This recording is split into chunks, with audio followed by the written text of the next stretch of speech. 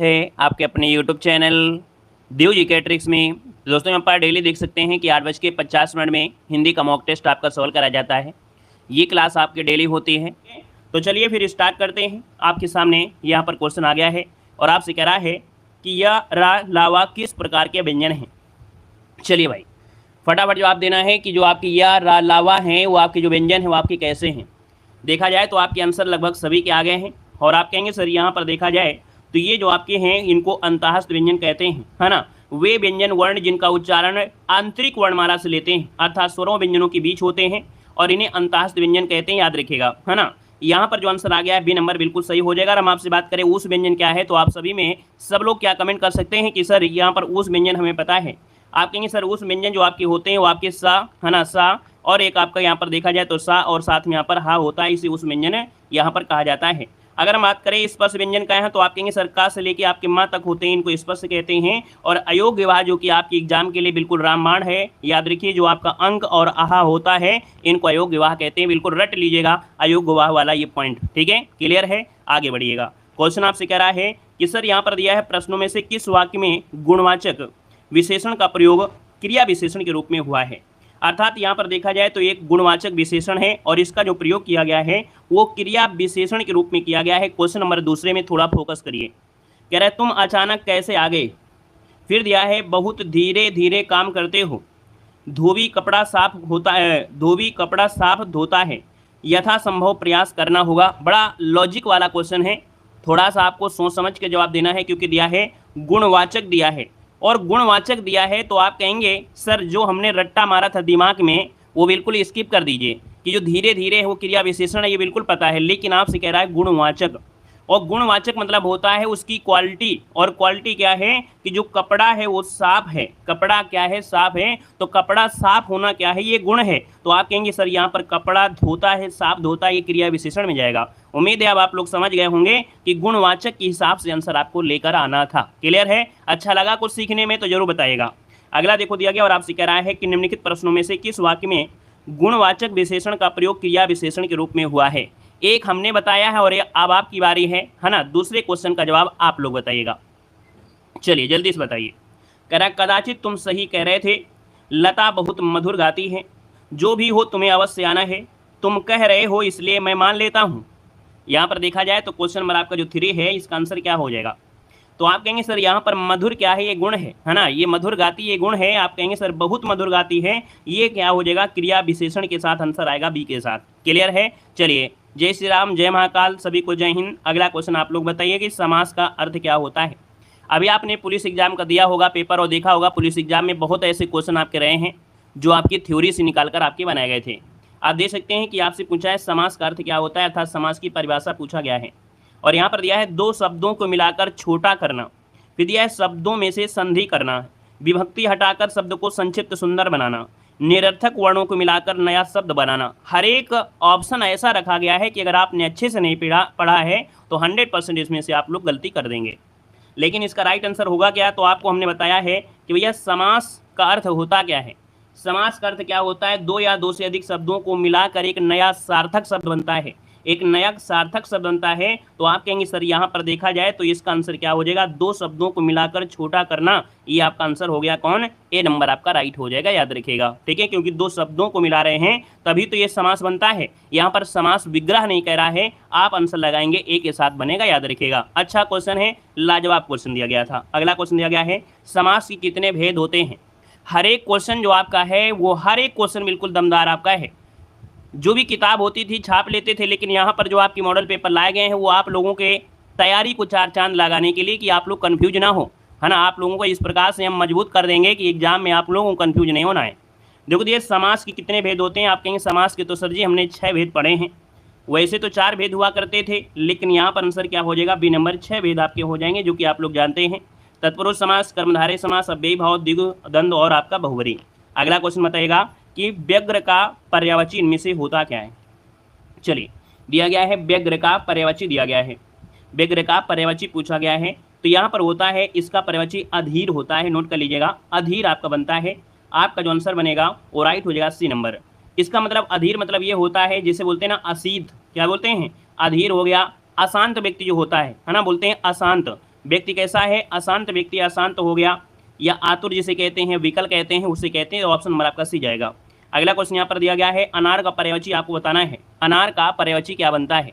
Question number आपका 7 है और बिल्कुल लाजवाब दिया गया है। आप बताइएगा कि अनार का जो पर्यायवाची बनेगा वो इनमें से राइट क्या हो सकता है। चलिए, अनार को हम लोग क्या बोलते हैं? तो आप कहेंगे सर अनार के दाने लाल लाल, ये हो जाएगा। आप कहेंगे सर राम बीज होता है, दड़िम भी होता है, सुकोदन भी होता है। मतलब राइट आंसर जाएगा किसके साथ? तो आपका डी नंबर आ रहा है, तो बिल्कुल सही जवाब यहाँ पर बन रहा है। क्लियर है? यहाँ पर आगे बढ़िए, क्वेश्चन आपसे अगला पूछा गया और आपसे कह रहा है कि ग्रहण का विलोम क्या होता है? ग्रहण का विलोम क्या होता है?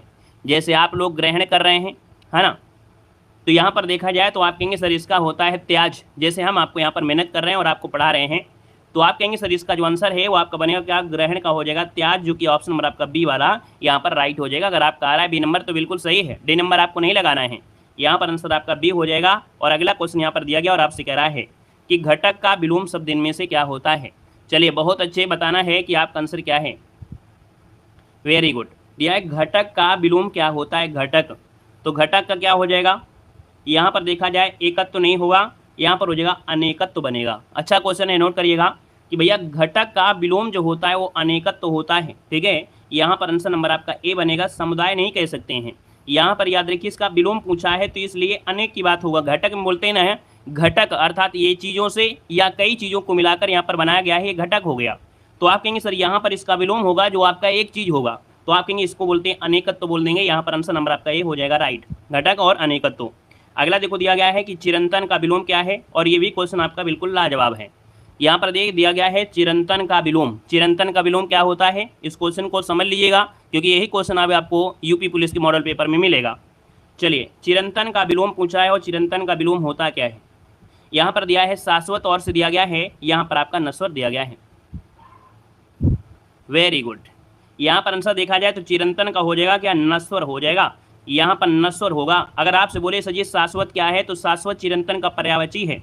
क्या है? ये आपका पर्यायवाची। अगर चिरंतन का पर्यायवाची पूछे तो शाश्वत हो जाएगा, लेकिन विलोम पूछा है तो आप कहेंगे सर बी नंबर आपका राइट हो जाएगा।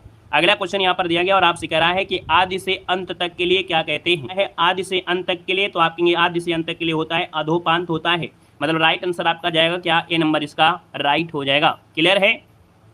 Very good. अगला क्वेश्चन यहाँ पर दिया गया और आपसे कह रहा है जिसकी कोई इच्छा अर्थात स्पृहा ना हो, अर्थात चाह ना हो। तो जिसकी कोई इच्छा ना हो अर्थात कोई चाह ना हो, तो आप कहेंगे सर यहाँ पर देखा जाए इसे बोलते हैं निस्पृह। ऑप्शन नंबर आपका सी यहाँ पर राइट हो जाएगा, याद रखिएगा। ठीक है, अगला क्वेश्चन आपसे दिया गया और आपसे कह रहा है कि सौभाग्य का तद्भव क्या होता है? सौभाग्य का तद्भव पूछा गया है, तो आप कहेंगे सौभाग्य जो दिया है वो तत्सम है, इसका तद्भव बनता है सुहाग। क्या बोलते हैं? सुहाग बोलते हैं। तो ऑप्शन नंबर आपका जाएगा किसके साथ? बी नंबर जिसका आ रहा है बिल्कुल राइट हो जाएगा। जय हिंद भैया, जय हिंद। अगला क्वेश्चन आपसे कह रहा है और आपसे दिया है सही वर्तनी बताना है। चलिए, आपने जय हिंद लिखा है, हमने आपको स्वीकार कर लिया है, लेकिन आप अब नए नहीं रहे हैं, क्योंकि आपने हमारी करंट अफेयर की क्लास में आए थे। और अगर आप एक बार हमारी क्लास में आते हैं तो और आपने कुछ ऐसे जय हिंद वगैरह कुछ लिख दिया तो हम तुरंत समझ जाते हैं, है ना। आप करंट अफेयर की क्लास में आए थे, हम पहचान लिए हैं, आपका जय हिंद भी एक्सेप्ट कर लिए हैं। देखो दिया है शुद्ध वर्तनी आपसे बताना है 14 नंबर में, तो आप कहेंगे शुद्ध वर्तनी होता है सुसुप्त। क्या होता है? सुसुप्त होता है। आप कहेंगे सर यहाँ पर आंसर सही लिखा है कौन? ये नंबर आपका गलत है, ये आंसर आपका जाएगा कौन? ऑप्शन आपका सुसुप्ति बनेगा, ऑप्शन डी वाला राइट हो जाएगा। क्लियर है? अगला क्वेश्चन आपको बताना है, आपसे दिया गया है कि यामा के रचयिता जो आपके हैं इनमें से कौन है? चलिए, यामा के रचयिता पूछा गया है और यामा के रचयिता हैं कौन? तो आप कहेंगे सर यामा के रचयिता यहाँ पर देखा जाए तो आपकी महादेवी वर्मा हो जाएंगी, ऑप्शन नंबर आपका सी हो जाएगा। बाकी अगर आपसे पूछे सर जी कोई 3 रचनाएं इनकी बता दीजिए, तो आप लोग भी 3 रचनाएं आप बताइएगा, 3 रचनाएं इनमें से कौन सी हो सकती हैं? इनकी 3 रचनाएं, तो आप कहेंगे सर बहुत रचनाएं होती हैं, बाकी देखा जाए तो एग्जाम में पूछा जाता है निहार, है ना। क्या बोलते हैं? निहार हो गया, यहाँ पर निर्जा हो गया, है ना, और आपका रश्मि हो गया। तो आप कहेंगे सर यहाँ पर देखा जाए तो इनको एक पुरस्कार भी मिला था, है ना। कौन सा पुरस्कार? तो आप कहेंगे 1982 में साहित्य का सर्वोच्च ज्ञानपीठ पुरस्कार भी इनको दिया जा चुका है, याद रखिएगा। तो आंसर नंबर जाएगा आपके सी के साथ। अगला क्वेश्चन आपसे कह रहा है कि निम्नलिखित में से किस शब्द में यण संधि है? क्या 1 सेकंड में इसका जवाब आप लोग दे सकते हैं? चलिए, अतीत के चलचित्र, वेरी गुड। यहाँ पर दिया है यण संधि। हमने अब बताया था जब भी कभी आपको आधा अक्षर दिख जाए और उसमें से वो भी आधा अक्षर कौन हो? या हो, और क्या हो? आपका वाह हो। इसमें कोई अगर आधा अक्षर लगा है तो आप कहेंगे सर यहाँ पर लगा है सी नंबर अत्याचार, बनेगा अति धनाचार, अत्याचार। तो आप कहेंगे यही हो जाएगा कौन? आपका यण संधि बनेगा। अगला क्वेश्चन यहाँ पर दिया गया है, सत्यार्थी का संधि विच्छेद बताना है। सत्यार्थी शब्द का संधि विच्छेद है तो एक शब्द निकलेगा सत्य। क्या निकलेगा? सत्य निकलेगा। इस बात को समझते चलिए, जो हम आपको बताने का प्रयास किया करते हैं कि हम निकाल के आ रहे हैं, इसमें एक सत्य शब्द निकलेगा और सत्य जो निकलेगा वो किसके साथ जाएगा? चलिए 17 नंबर में सत्य धन अर्थी बनेगा। अगर हम आपसे बोले संधि कौन सी है तो क्या आप लोग जवाब दे सकते हैं कौन सी संधि है? सत्य धन अर्थी आंसर आपका बी हो जाएगा, लेकिन संधि क्या है इसको आप लोग बताएंगे। चलिए कौन सा आंसर बनेगा जल्दी से बताइए। हमने कहा बस मात्रा आपको देखना है। मात्रा क्या है? यहाँ पर बड़ा की मात्रा है, या में कौन सी मात्रा है? बड़ा आ है, और बड़ा अगर आया है तो कैसे आया होगा? छोटा आ प्लस छोटा आ से ही आया होगा।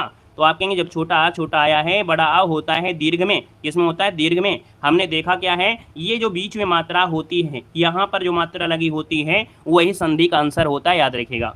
अगर ए की मात्रा यहाँ पर लग जाए या ओ की मात्रा लग जाए तो गुण संधि होती है।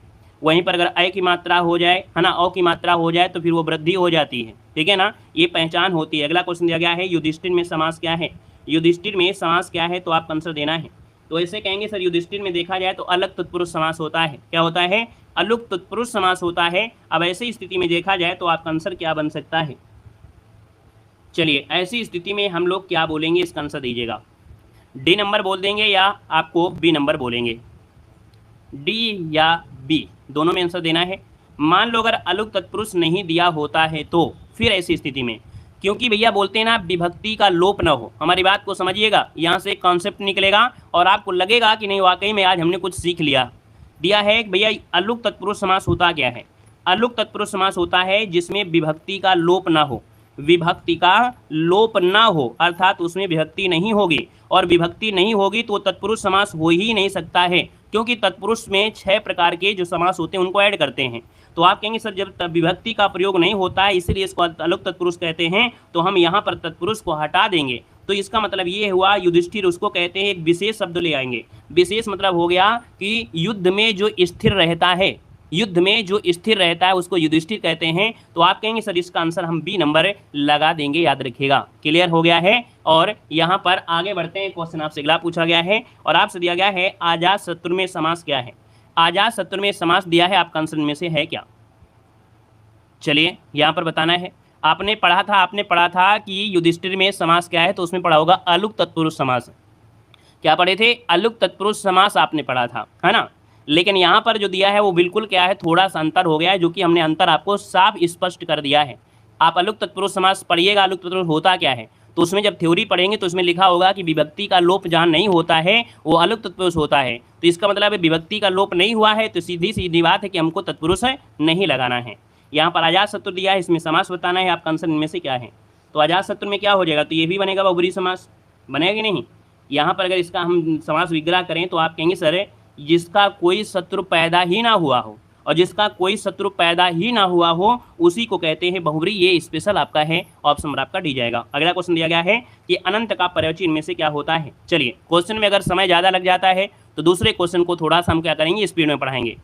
यहाँ पर देखो दिया गया है अनंत का पर्यायवाची क्या होता है 20 नंबर में, तो आप कहेंगे अनंत। यहाँ पर देखो फल नहीं हो सकता है, फासला नहीं हो सकता है, दाडिम नहीं हो सकता है, तो एक ऑप्शन बचेगा। यहाँ पर आपका सी नंबर अवसान होता है। अवसान की बात करते हैं तो यहाँ पर और भी कई चीज़ें हो सकती हैं।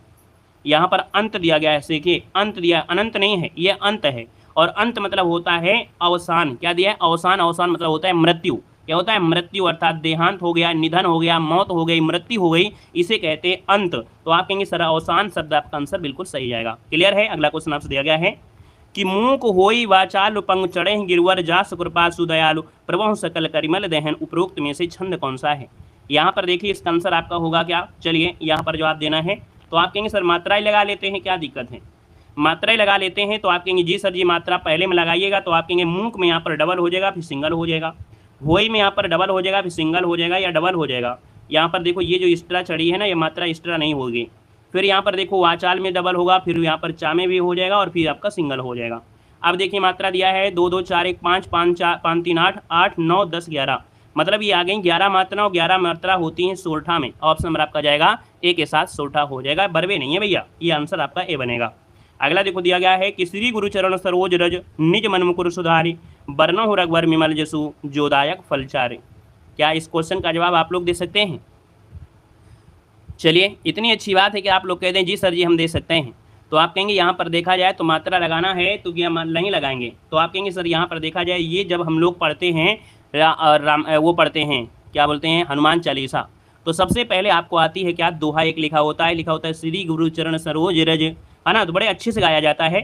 तो कहेंगे सर जी मात्रा ही लगा लेते हैं, अगर मात्रा लगाया जाए तो भी आप इसका आंसर लगा सकते हैं क्योंकि श्री में लगेगा आपका डबल हो जाएगा, यहाँ पर गुरु में यहाँ पर सिंगल है और ये सिंगल हो जाएगा क्योंकि जो रू है वो आपका छोटा रू निकलेगा, चरण में सिंगल सिंगल लगेगा, सरोज में यहाँ पर देखो सिंगल लगेगा, फिर ओ की मात्रा डबल हो जाएगा, फिर सिंगल हो जाएगा, फिर सिंगल होगा, फिर सिंगल होगा। देखिए मात्रा गिनिएगा 2 3 4 5 6 7 8 9 10 11 12 13 और 13 जब होती हैं पहले में तो इसका मतलब है ये आपका दोहा है। ऑप्शन नंबर आपका ए राइट हो गया है। क्लियर है, आगे बढ़िए। क्वेश्चन दिया गया है आपसे, कह रहा है कि यह मुख है नीले अंबर में या चंद विमल है, अंधेरे में दीप जला या सर में खिला कमल है, इसमें से अलंकार पूछा है। अब आप बताइएगा कि आप 23 नंबर का जवाब आप लोग दे सकते हैं, क्या आप इसका जवाब दे सकते हैं? यह मुख है नीले अंबर में यह शब्द लगा है, और जब यह शब्द लगा हो तो बड़ा अच्छा आंसर होता है कि सर यहाँ पर संदेह हो जाता है कि यह मुख है या नीला अंबर, यह चंद विमल है, अंधेरे दीप में जला सर में खिला कमल है, अर्थात यह लगा दिया, अर्थात ये संदेह हो गया। आंसर आपका जाएगा डी के साथ। अगला क्वेश्चन यहाँ पर दिया गया है कि शरणागत में समास क्या है। शरणागत में समास क्या है? तो शरण को आगत, है ना, शरण को आगत, अर्थात इसका आंसर आपका क्या हो जाएगा? तो आंसर नंबर जिसका आ रहा है यहाँ पर क्या बनेगा भैया? चलिए जल्दी से बताइएगा। क्वेश्चन नंबर आपकी 24 में, और 24 की अगर बात कर लेते हैं तो आप कहेंगे सर यहाँ पर शरण में आगत, अच्छा शरण में आगत, है ना, तो यहाँ पर इसका मतलब है कि आपके तत्पुरुष समास हो जाएगा, शरण में आगत, इसका आंसर राइट हो जाएगा। अगला दिया गया है यहाँ पर क्वेश्चन है कि मरणासन में कौन सा समास है। मरणासन में समास क्या है? मरण को आसन हो, मरण को आसन हो, अर्थात जब व्यक्ति मतलब लग जाता है कि नहीं अब इनकी जान निकलने वाली है तो उनको मरणासन में सुला दिया जाता है, लिटा दिया जाता है, तो उसको बोलते हैं मरणासन, है ना। तो आप कहेंगे सर यहाँ भी तो क्या है? तत्पुरुष समास ही है ना। अगला क्वेश्चन यहाँ पर दिया गया और आपसे कह रहा है कि गंगा से उत्पन्न होने वाले को क्या कहते हैं। गंगा से उत्पन्न होने वाले को क्या कहते हैं बताना है। तो आप बताइए कोई ऐसा व्यक्ति है जो गंगा से उत्पन्न हुआ हो? चलिए बताइएगा, ऐसा कोई व्यक्ति है जो आपने अभी तक इतिहास में पढ़ा हो जो गंगा से उत्पन्न हुआ हो? तो आप कहेंगे जी सर जी यहाँ पर पढ़ा है, यहाँ पर क्या हो जाएगा? गंगा पुत्र कौन है? तो आप कहेंगे इसका आंसर ए हो जाएगा, गांगे कहा जाता है। क्या कहते हैं? गांगे कहते, भीष्म पितामह गांगे हो जाएगा। तो आप कहेंगे सर इसका आंसर आपका ए नंबर ए राइट हो जाएगा, गांगे, है ना। अगला क्वेश्चन यहाँ पर दिया गया और आपसे करा है कि उन्मेष शब्द में किस उपसर्ग का प्रयोग हुआ है। अच्छा क्वेश्चन है, बताना है उन्मेष शब्द में किस उपसर्ग का प्रयोग हुआ है। हमने कहा उन्मेष, तो भैया यहाँ पर क्या है, हमको संधि के रूल के अकॉर्डिंग तोड़ना पड़ेगा, नहीं तो गड़बड़ हो जाएगा। यहाँ पर जब संधि के अकॉर्डिंग तोड़ेंगे तो भैया यहाँ पर जो शब्द है मेष, ये मूल शब्द निकलेगा और बचेगा यहाँ पर क्या? उद्धन मेष। इसका आंसर जाएगा किसके साथ? तो बी के साथ जाएगा, क्योंकि आपको पता है में तो है ही नहीं है, तो इसका परिवर्तन हुआ है, अर्थात इसका आंसर अब भी हो जाएगा, उद्धन मेष बनेगा।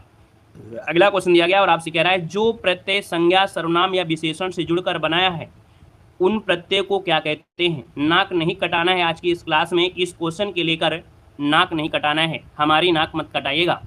जितने भी यहाँ पर लोग जुड़े हैं इस क्वेश्चन का जवाब बिल्कुल 100% देना है, क्योंकि आपको हमेशा चिल्लाते रहते हैं, ये क्वेश्चन एग्जाम में आता भी है और आपको हमेशा बताते हैं।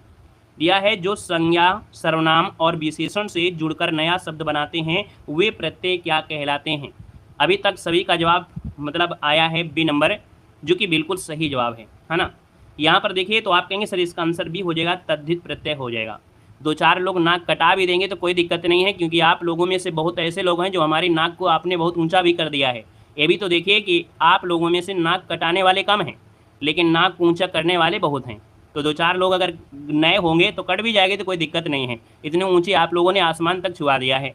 तो आप कहेंगे सर इसका आंसर भी हो जाएगा। लेकिन अगर हम आपसे बोलें कि क्रिया के साथ अगर प्रत्यय लगता है तो होता है कृत्य। क्या होता है? कृत्य होता है। अगला क्वेश्चन यहाँ पर दिया गया और आपसे कह रहा है फणीश्वरनाथ रेणु से संबंध सही प्रदेश का नाम चुनना है।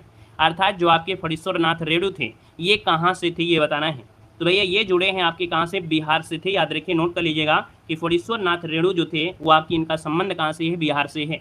1921 में इनका जन्म हुआ था, ठीक है। और बिहार में एक अररिया जिला पड़ता है, अररिया जिला पड़ता है, वहीं पर एक गांव पड़ता है और वही के पास हिंगना गांव। कौन? हिंगना गांव। और जो लोग हिंगना से देख रहे हैं जरूर कमेंट कर दीजिएगा, तो हिंगना गांव से हैं, आपके आंसर भी बनेगा। अगला दिया है क्रिया का मूल रूप क्या होता है। क्रिया का मूल रूप क्या होता है? चलिए वेलकम है भैया। चलिए वेरी गुड। देखो दिया है क्रिया का मूल रूप, और क्रिया का मूल रूप क्या होता है? धातु होता है। क्या होता है? धातु होता है। जैसे हमने कहा कि सर जी चल क्या है, तो आप कहेंगे चल क्या है? ये धातु है। अगर इसमें से हम ना प्रत्यय जोड़ दें तो आप कहेंगे सर ये चलना क्या हो गई? क्रिया हो गई। अगला क्वेश्चन यहाँ पर दिया गया और आपसे कह रहा है कि निम्नलिखित में से किस शब्द की वर्तनी सही दी गई है। यहाँ पर देखो वर्तनी है, अनुग्रहित कैसे लिखा जाएगा? क्या इस क्वेश्चन का जवाब 100% लोग सही दे सकते हैं, चाहे वो नए पढ़ने वाले हों या पुराने स्टूडेंट हो? क्योंकि इस क्वेश्चन में बहुत लोग ऐसे होते हैं जो कंफ्यूज होते हैं। इस क्वेश्चन का जवाब दीजिएगा, आपका आंसर सही इनमें से क्या हो जाएगा। चलिए, जब हमने पढ़ाना शुरू किया था लगभग आपकी वही 17-18 है ना, 2017-18 में, तब हमने देखा था आप लोग इस क्वेश्चन में बड़ा कंफ्यूज रहते थे, लेकिन अब आप लोगों से 100% सही जाता है जवाब। अनुग्रहित इस प्रकार से लिखा जाता है, ठीक है ना। इसका आंसर लगाएंगे आप लोग भी, नंबर बिल्कुल सही जवाब इनमें से हो जाएगा। चलिए अगले क्वेश्चन को आते हैं। क्वेश्चन दिया गया और आपसे कह रहा है निम्नलिखित में से सही वर्तनी आपको चयन करना है। यहाँ पर दिया है अभ्यर्थना, और अभ्यर्थना की अगर हम बात करते हैं 32 नंबर में, तो आप कहेंगे सर अभ्यर्थना जो लिखा है यहाँ पर सही आंसर पहला ही राइट हो जाएगा, अभ्यर्थना बन जाएगा। राइट आंसर आपका ए के साथ जाएगा, याद रखिएगा, नोट कर लीजिएगा, स्क्रीनशॉट लीजिएगा। अगला दिया गया है जुगुप्सा किस रस का स्थायी भाव है। जुगुप्सा किस रस का स्थायी भाव होता है? यहाँ पर 33 नंबर आपको देना है। तो जुगुप्सा की अगर बात करते हैं तो आप कहेंगे सर ये होता है विभत्स रस का, है ना। गुड इवनिंग भैया, गुड इवनिंग। यहाँ पर विभत्स जिसका ऑप्शन आया है सी नंबर वाला, बिल्कुल राइट हो जाएगा। मतलब घृणित वस्तुओं को देखकर या उसके संबंध में सुनकर जब आपको क्या हो, घृणा हो, उसे कहते हैं विभत्स कहते हैं। यहाँ पर अगला क्वेश्चन आपसे कह रहा है, दिया गया है बांझ क्या जाने प्रसव का पीड़ा। क्वेश्चन नंबर आपका 34 दिया है, इसका आंसर इनमें से है क्या? चलिए, बांझ क्या जाने प्रसव का पीड़ा। बांझ कहते हैं जिनके पुत्र नहीं होते या पुत्रियां नहीं होती, अर्थात जिनके बच्चे नहीं होते, उनको कहते हैं बांझ। तो बांझ क्या जाने प्रसव की पीड़ा, है ना। तो यहाँ पर देखा जाए आपका जो आंसर बनेगा वो आपका आंसर हो जाएगा जिस पर बीतती है वही जानता है। ऑप्शन नंबर आपका ए यहाँ पर राइट हो जाएगा। दोस्तों याद रखिएगा, क्लियर है। आगे बढ़िए, क्वेश्चन आपसे अगला पूछा गया और आपसे कह रहा है कि चुल्लू भर पानी में डूबना, इसका अर्थ क्या होता है? चुल्लू भर पानी में डूबना, इसका अर्थ इनमें से क्या है? यहाँ पर देखा जाए तो चुल्लू भर पानी मतलब होता है बहुत अधिक लज्जित होना, है ना।